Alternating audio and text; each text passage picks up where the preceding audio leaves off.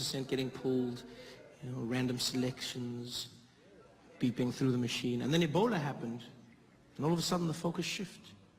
Focus shifted, and now it was Africans getting pulled aside, Africans waiting. Middle Easterners were cruising through security. And then almost as quickly as it started, it flipped back overnight. And I'll never forget when it happened. Right after the Charlie Hebdo attack in Paris.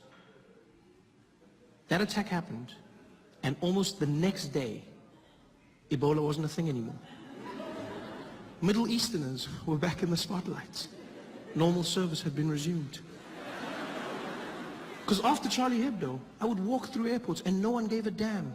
They didn't care about me, where I was from, nor the bananas in my bag.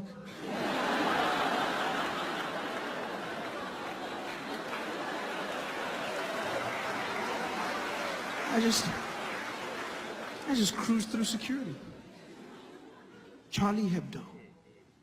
Terrorist attack in France. Everyone led with it. CNN, breaking news, terrorists have attacked Charlie Hebdo headquarters. BBC, and in breaking news, unconfirmed reports saying 12 people have been killed by terrorists who have attacked. Everyone said they were terrorists. It was weird to me because we didn't know that they were terrorists. We just knew that they were Middle Eastern. But immediately we went to terrorists. Because if you're Middle Eastern, that's a terrorist. That's the world we live in now. Yeah. If you're Middle Eastern, terrorism is your trademark. It's so crazy how easy it is to get people to hate a group of people, because that's what happened.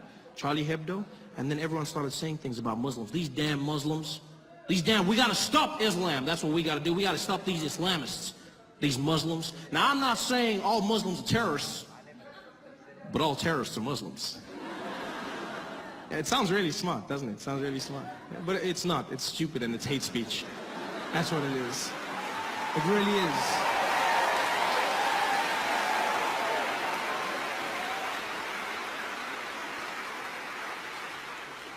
Terrorism is not a race, it's an act.